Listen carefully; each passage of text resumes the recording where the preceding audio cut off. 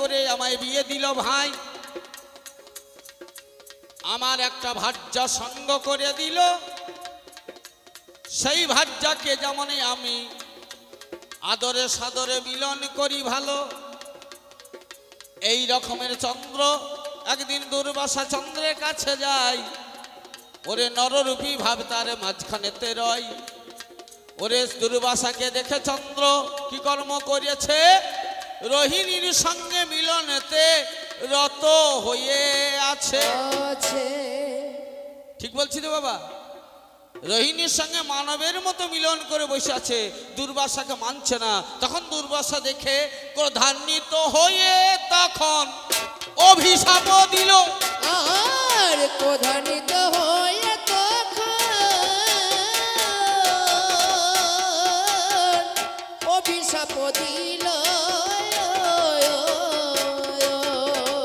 ক্রোধান্বিত হয়ে তখন অভিশাপ দিল। আর ক্রোধান্বিত হয়ে তখন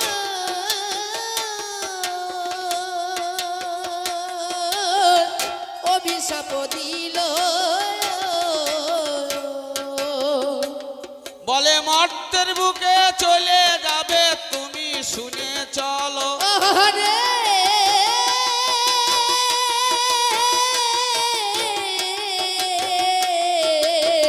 মর্তের বুকে চলে যাবে তুমি শুনে চলো গো, তুমি শুনে চলো।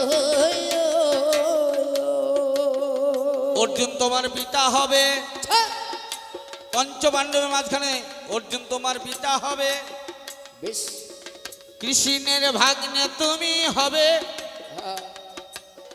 তাই তো? সুভদ্রার গর্ভে তোমার জন্ম হতে হবে,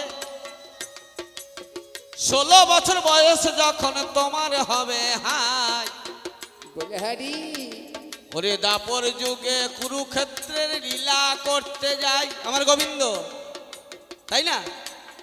দাপর যুগে কুরুক্ষেত্রে লীলা করতে যাবে, ওরে পিতার হয়ে যুদ্ধক্ষেত্রে তুমি প্রবেশ করিবে, সপ্তরথী ঘিরে তোমায় বধ করিবে হাই। সেদিন তুমি ফিরে আসবে, নইলে ফেরারই উপায়। সেই চন্দ্র আজি অভিমন্য, সেই চন্দ্র আজি অভিমন্য। ওরে শুনে যাও আজ শিবের গণ্য, সেই চন্দ্র আজি অভিমন্য। বলে হারি দুর্গা শেষের দাবি কি করছে জানেন তো? ওরে মৃত্যুঞ্জয় নামটি তোমার কানে শুনতে পাই। মৃত্যুঞ্জয় নামটি তোমার কানে শুনতে পাই। যেদিন খৈরদের কুলে গিয়ে ঝুলে পড়লে হায়, ঝুলে পড়লে সমুদ্র মন্থন হয়েছিল বাবা দুবার। স্বর্গের লক্ষ্মী কি হলেন? দুর্বাসার অভিশাপে পাতালে চলে গিয়েছিলেন, তাই না? দেবতারা আর অসুররা মিলে সমুদ্র মন্থন করে সেই লক্ষ্মীকে তুলে এনেছিল। ধনরত্ন এবং সোধা উঠেছিল। নারদ বলল, মামা ভোলা সমুদ্র মন্থন করতে হবে। ভোলা একবার সমুদ্র মন্থন করলেন, হলাহল উঠে এলো। এই হলাহল সেদিন পানে করিলাম, হলাহল সেদিন পানে করি। ওরে হলাহল সেদিন পানে করিলাম, হলাহল সেদিন পানে করি।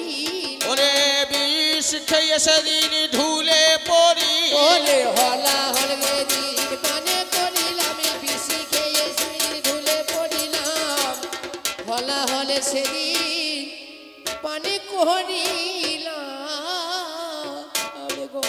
আমার দুর্গা বলছে, হে শিব তুমি যে সমুদ্র মন্থন করে হলাহল বিষ উঠল, ওই বিষ তুমি নিজেই পান করলে, দিয়ে সাগরের কূলে তুমি ঢুলে পড়লে। তোমার নাম যদি মৃত্যুঞ্জয় হলে, তুমি মৃত্যুঞ্জয় নাম যদি উপাধি পেলে, তুমি কেন আজকে সাগরের কূলে ঢুলে পড়লে? আরে পাগলি, সব জিনিসের তো একটা ক্রিয়া আছে নাকি? হ্যাঁ বাবা, বাস্তবে আসুন। এখন তো ফাল্গুন মাস, কখনো ঠান্ডা কখনো গরম, নাকি বাবু? মা, দুপুরে খাওয়া দাওয়ার পরে দেখবেন চোখে একটা নিদ্রা ভাব আসছে, আসে না?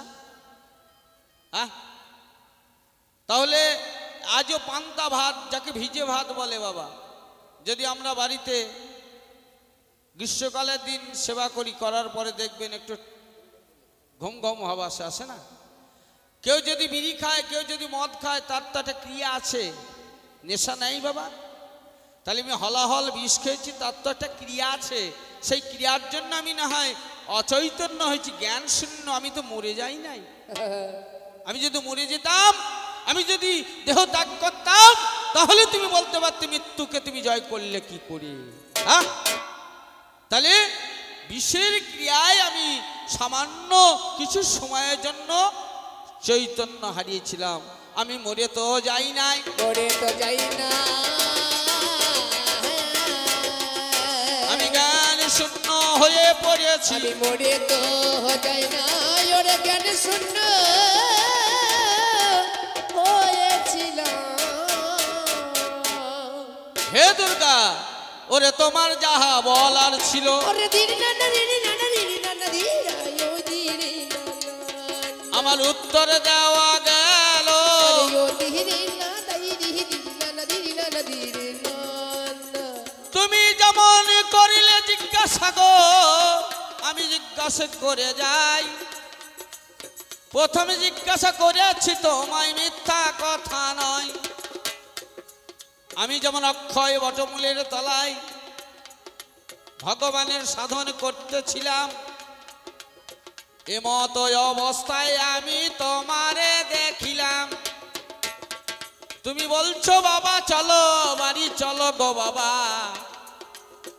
এই শব্দ কানে শুনতে পাই। এ কথা কেন বলছো দুর্গা, বলো তো আমায়, কেন তুমি বললে বাবা?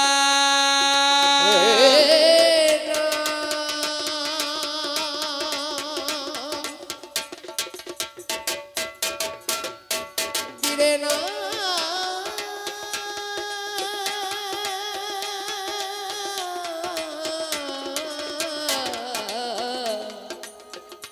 কেন বললে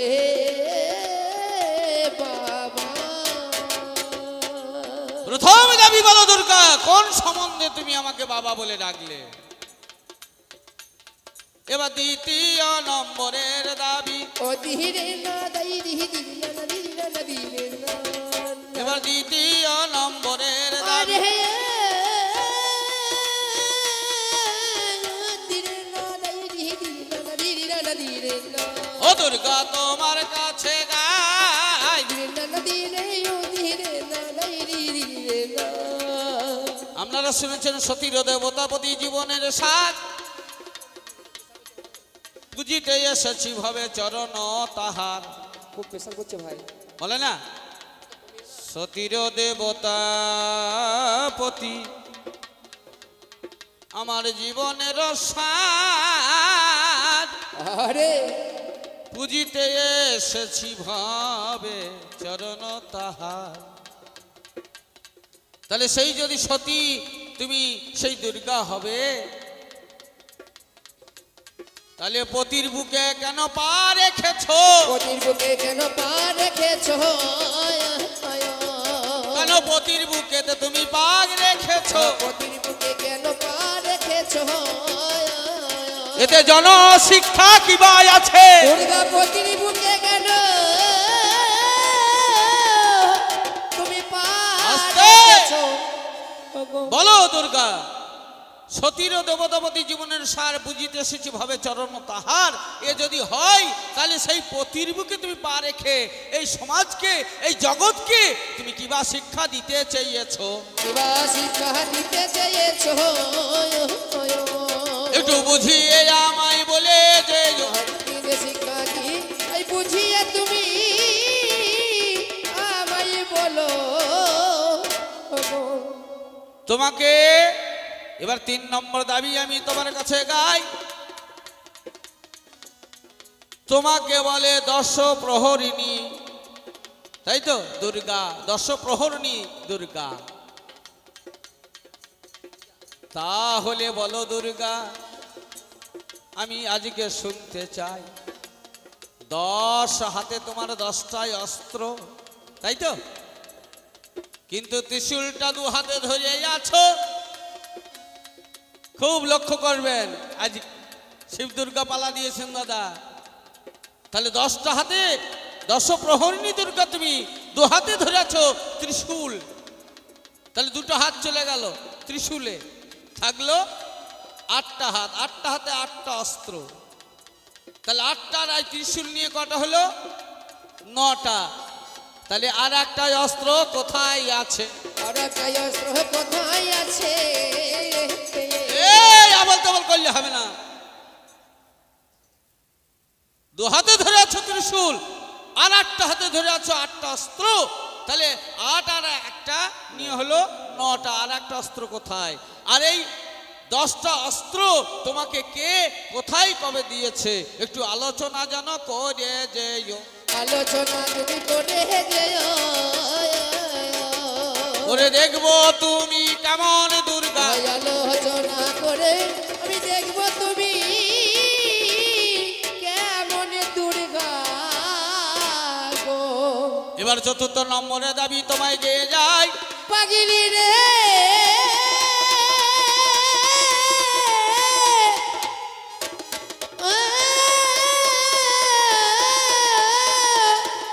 ওরে পাগলি,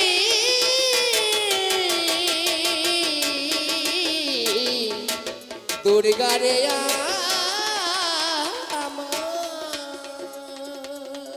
ও গো দুর্গা গো,